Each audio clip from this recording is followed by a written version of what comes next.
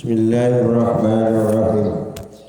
Qala al-musannif rahimahullahu ta'ala wa nafa'ana bihi wa bi'ulumihi fid dharain amin ya rabbal alamin. Qala rabbi shrah li sadri wa yassir li amri wahlul 'uqdatam min lisani yafqahu qawli. Qala la ilma lana illa ma 'allamtana innaka antal alimul hakim. Wa tub 'alaina innaka antat tawwabur rahim. Wa qala Malikun, dan berkata siapa Imam Malik, al-ilmu nurun, adapun ilmu adalah cahaya, yaj'aluhu Allahu, yang akan menjadikan siapa Allah subhanahu wa ta'ala haitsu yasha, terhadap siapa yang dikehendaki oleh Allah subhanahu wa ta'ala. Walaisa, dan bukan ilmu itu atau tidak, bikasratir riwayati, itu dengan banyaknya riwayat atau guru. Jadi menurut Imam Malik, ilmu itu nur, cahaya. Allah akan menjadikan orang itu mendapatkan nur atau ilmu itu ada orang-orang yang dikehendaki oleh Allah subhanahu wa ta'ala. Jadi tidak ada orang khusus di sini yang bisa menjadi orang yang berilmu. Artinya tidak harus orang yang punya ilmu itu harus anak kiai, harus habib, harus keturunan orang-orang alim. Itu bisa terjadi kepada siapa saja yang dikehendaki oleh Allah subhanahu wa ta'ala. Setiap orang bisa, setiap orang punya kesempatan. Karena ilmu itu cahaya, otomatis kita yang mencari ilmu itu harus mencari ilmu itu dengan meninggalkan perbuatan-perbuatan yang menyebabkan ilmu itu tidak bisa masuk ke dalam diri kita. Tidak boleh melakukan maksiat seperti yang sudah dijelaskan sebelumnya. Harus berusaha. Walaisa, tidak mesti mencari ilmu itu bikasrati riwayati, dengan banyaknya riwayat atau banyaknya guru. Orang cari ilmu itu bukan berarti dia, oh aku udah berguru ke ini, aku udah berguru ke itu, guruku misalnya ada 300, enggak mesti.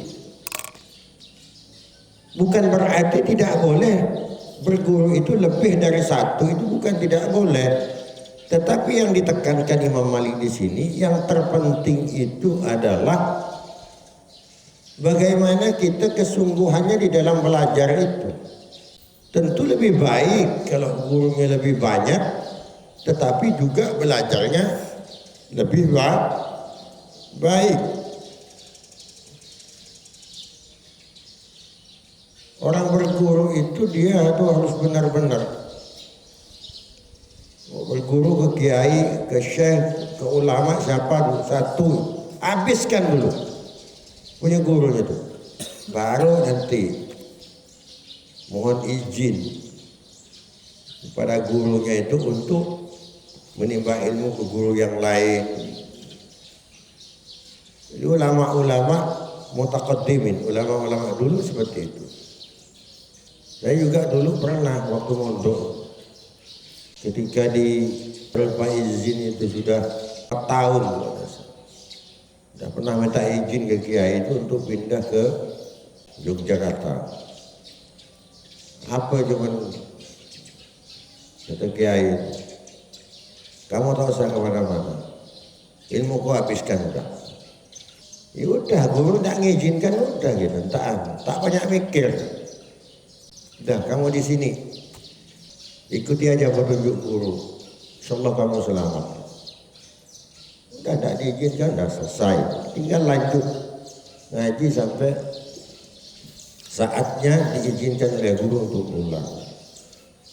Itu orang berguru. Kebanyakan hari ini murid itu banyak tidak ikhlas dengan petunjuk atau keputusan guru. Itu banyak santri hari ini seperti itu. Padahal sang guru itu ketika melakukan sesuatu itu ada maksud dan kehendak yang sesungguhnya gurunya lebih tahu daripada diri murid itu sendiri.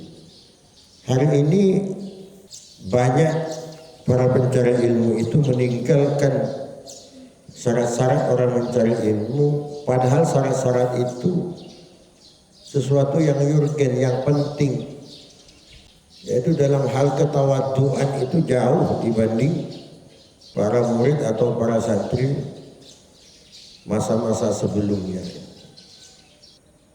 Kita cari ilmu itu seperti dijelaskan subuh sebelumnya, itu yang terpenting itu keberkahan dari ilmunya itu. Kita tak perlu kecil hati. Ada santri mondok setahun, 2 tahun, 3 tahun, tetapi dalam keilmuan kalah dengan kawan-kawan yang lain karena tidak cerdas dan sebagainya. Tidak perlu kecil hati. Dengan kalian tetap bertahan meskipun apa yang didapat itu tidak banyak dibanding dengan kawan yang lain.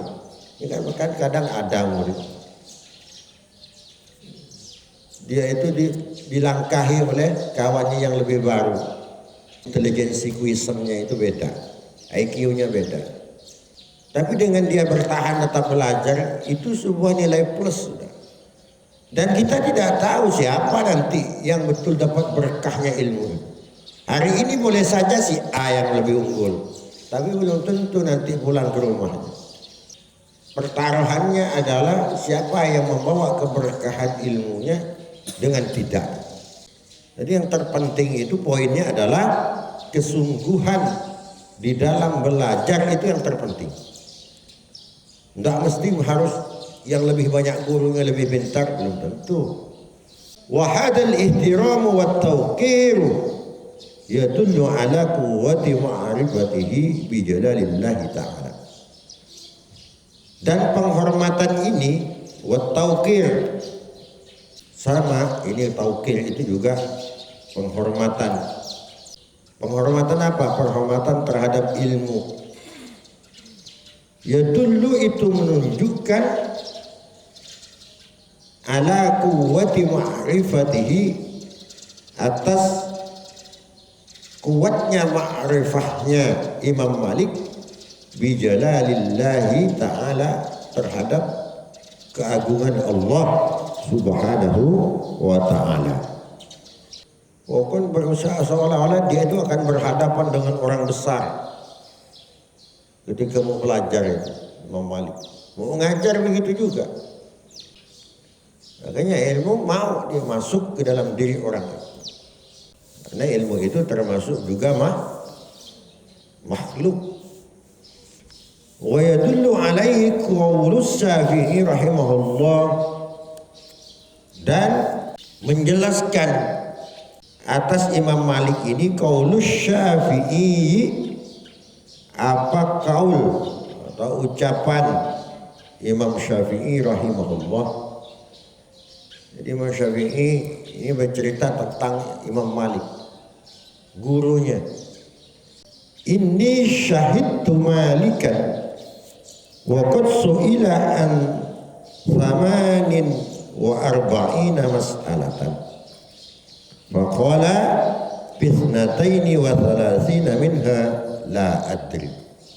Inni syahidtu, sesungguhnya aku menyaksikan Malikan, terhadap Imam Malik, wa qad su'ila, dan sungguh Imam Malik ditanya an 48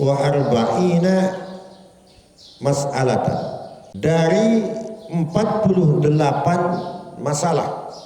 Faqala, maka menjawab siapa Imam Malik, bisnataini wa 30 minha, 32 minha dari 48, dengan jawaban la adri, Aku tidak tahu. Imam Malik ini pernah ditanya, ada orang bertanya 48 pertanyaan. 32 dijawab oleh Imam Malik dengan tidak tahu jawabannya. Apa kandungan cerita Imam Syafi'i di sini? Sebagai pelajaran untuk kita, bahwa tidak semua pertanyaan orang itu harus kita jawab. Contohnya seperti Imam Malik. Apa Imam Malik 42 pertanyaan tidak tahu menjawab? Tidak mungkin. Orang imam sekelas Imam Malik tak mampu menjawab pertanyaan hanya segitu. Tapi justru yang tidak dijawab oleh Imam Malik itu lebih banyak. 32 dari 48. Kenapa tidak dijawab? Berarti pertanyaan-pertanyaan itu yang lebih banyak itu pertanyaan-pertanyaan yang menurut Imam Malik tidak perlu untuk diberi jawaban. Kalau penting itu. Di samping itu juga rahasianya Imam Malik itu menunjukkan bahwa dia itu tak sombong orang. Tidak sombong. Tawadhu pada ilmu itu luar biasa. Tidak seperti kita. Kita biar tak tahu ditanya orang mau tahu. Tidak tahu tapi sosok tahu. Imam Malik tahu tapi tak jawab kalau memang pertanyaan itu dianggap tidak perlu dijawab. Makanya hati-hati. Persoalan hukum, persoalan agama, kalau Anda tidak tahu ketika ditanya, jangan coba-coba Anda itu menjawab dengan akal pikiranmu. Jangan. Orang menjawab pertanyaan hal agama, hal hukum dan sebagainya itu, dia harus punya postulat, harus punya landasan hukumnya. Tidak apa-apa kita tak perlu gengsi. Kalau kita lagi ditanya orang kebetulan kita tidak tahu, jawab saja belum tahu itu. Mau dicari dulu. Saya mau nanya dulu ke guru saya gimana jawabannya yang benar ini. Nah, ini aku tak bisa ini. Jujur aja seperti itu. Itulah tanda-tandanya orang tawadhu, tanda-tanda orang yang alim itu yang seperti itu. Bukan yang menjawab dengan tak berdasar. Imam Malik itu gurunya Imam Syafi'i. Maka dipuji guru. Dan itu memang kewajiban. Seorang murid itu memang kewajiban untuk menyanjung memuji gurunya. Bahkan menunjukkan bahwa murid itu akhlaknya kurang ketika di depan gurunya memuji-muji orang lain. Berarti akhlak santri itu tidak ada. Boleh memuji orang lain tapi gurunya itu jangan ditinggalkan, disanjung guru itu. Di depan orang lain ceritakan pengalamannya ketika ngaji ke gurunya seperti apa, apalagi sebaliknya ngaji ke gurunya, nimba ilmu ke gurunya. Kapan penter gurunya pesoi kamu so oleh berokat dia di guru mana wadim ada. Tidak akan, ilmu tidak akan masuk orang yang seperti itu. Maka sangat harus dihindari kita itu untuk salah paham atau tidak baik kepada guru, itu harus dihindari. Karena akibatnya itu akan fatal. Seperti dijelaskan di pertemuan sebelumnya, bukan orangnya itu, tapi karena ilmu yang melekat di diri guru itu. Ada Imam Malik, Imam Syafi'i. Ini lebih alim Imam Syafi'i daripada Imam Malik, daripada gurunya. Tapi begitu sanjungan seorang murid kepada guru. Jadi ada seorang murid itu mengalahkan gurunya, itu ada. Contohnya Imam Syafi'i. Tapi itu atas petunjuk guru. Syafi'i, ilmuku telah habis. Sekarang kamu pindah. Pindah dia. Termasuk Imam Al-Juwaini. Itu guru Imam Syafi'i. gurunya yang merekomendasinya itu. Bahkan Imam Malik itu yang mengongkosi juga kepada Imam Syafi'i untuk belajar kepada guru yang lain. Bukan tidak diizinkan oleh gurunya maksa, bukan. Setelah dapat rekom dari guru baru tanda-tanda orang akan jadi orang besar seperti itu. Pasrahnya ke guru. Dan seorang murid itu harus tidak terima gurunya dijelek-jelekan orang, difitnah orang segala macam. Santri yang baik itu seperti itu. Pernah terjadi dulu waktu saya ngaji di Sampang. Guru saya Kiai Mubas itu pernah mau diserang orang. Tidak ngaji kan. Saya seminggu tidak ngaji. Siang malam jaga, ronda. Ya siang mati sudah. Ya masa guru kita mau dia, orang kita mau dia. Tidak ada cerita daripada guru saya yang kenapa bagus saya rela, tidak apa-apa, hukum dia sekalipun, tidak masalah. Wa may yurid ghaira wajhillahi ta'ala bi ilmihi fala tamsah nafsuhu bi ay yuqirra ala nafsihi bi annahu la yadri. Waman, dan barang siapa yurid yang berkeinginan, berkehendak ghaira wajhillahi ta'ala, terhadap selain keridhaan Allah subhanahu wa ta'ala, bi ilmihi, dengan ilmunya, maka tidak memaafkan nafsuhu, apa dirinya Imam Malik, bi ayyukirrah, dengan menetapkan ala nafsihi, atas diri Imam Malik, bi annahu la yadri.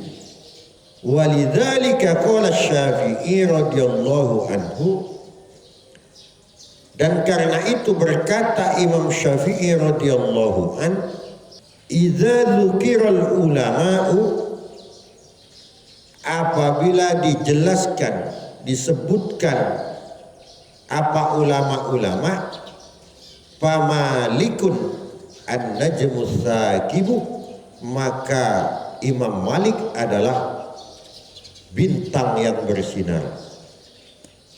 Wa ma ahadun amanna alayya, dan tidak ada satu orang pun yang bisa membuat aku percaya dan aku beriman, membuat aku tenang, mim Malikin, ketimbang Imam Malik radhiyallahu anhu.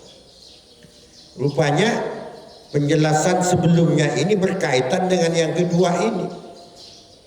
Kenapa dari 48 pertanyaan itu yang tidak dijawab itu 32-nya oleh Imam Malik? Ternyata ketika ada pertanyaan, yang pertanyaan itu tujuannya bukan ingin mencari ridhonya Allah, tidak akan pernah Imam Malik mau jawab. Tidak akan dijawab oleh Imam Malik. Dia pasti jawabannya saya tidak tahu. Jadi Imam Malik ini tahu orang ini bertanya, ini memang betul-betul bertanya, ingin tahu benar-benar lillahi ta'ala apa enggak. Nah kalau yang lillahi ta'ala benar-benar ingin tahu, dijelaskan oleh Imam Malik sedetail-detailnya. Tapi kalau di luar itu, bukan karena keridhaan Allah, ingin ngetes Imam Malik misalnya, karena orang itu sombong misalnya, tidak akan dijawab oleh Imam Malik itu. Pasti dia bilangnya tidak tahu. Ini pelajaran untuk kita. Kalau cuma orang ajak debat misalnya, ingin ngadu kepintaran, udah, iya kau yang lebih pintar, aku orang bodoh, kamu yang lebih pintar, udah biar dia menang. Tahu saya dilakja, jangan dilayani. Kecuali orang nyerang ke rumah kita, orang nyerang. Kalau orang pengen ngetes ilmu kita, datang ke rumah kita. Nah itu ketumpah, itu lengakin. mungkin datang TV. Mau cuma dia ngajak mana ini, tidak usah, tidak perlu. Imam Malik itu adalah orang yang paling anti perdebatan. Imam Malik. Maka mesti berbeda pendapat dia dengan ulama yang lain, dengan Imam Syafi'i, dengan muridnya. Imam Syafi'i kita subuh kan pakai kunut. Kalau Imam Malik itu tidak pakai. Tidak ada larangan kalian berbeda dengan guru, itu tidak ada. Yang penting itu dalam sebuah ijtihad. Seperti Imam Malik dengan Imam Syafi'i. Kalau memang itu ijtihad. Tapi berbeda dengan guru. Kalau berbeda hanya nafsu.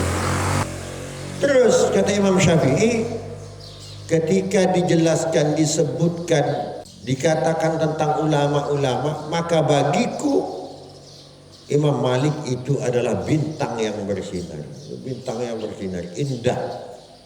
Dipuji luar biasa gurunya karena memang alimku guru.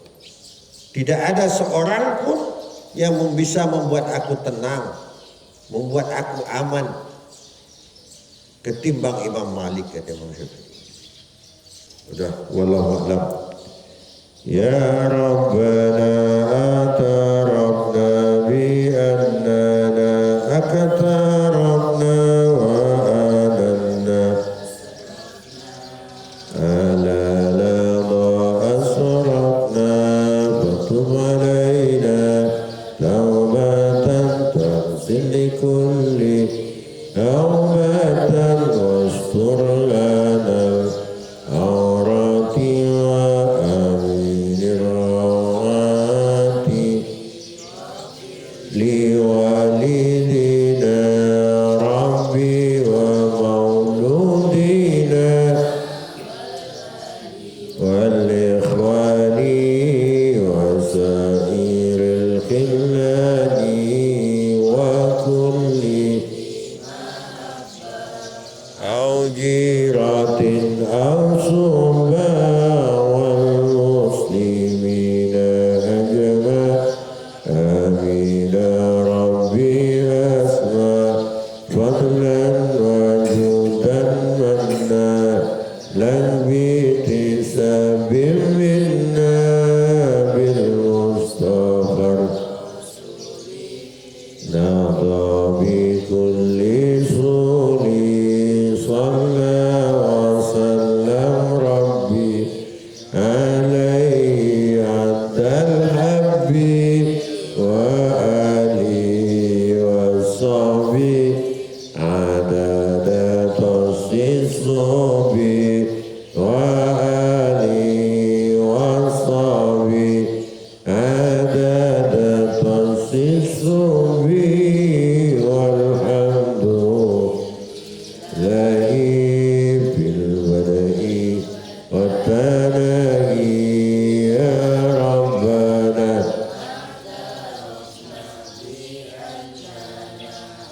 tarabna wa adanna sarabna ala laba asrafna ya Rabbana tarabna bi adnana akatarabna wa adanna asrafna ala laba asrafna. Subhanallah bihamdihi, subhanallah wa bihamdika, asyhadu an la ilaha illa anta, astaghfiruka wa atubu ilaik. Assalamualaikum warahmatullahi wabarakatuh.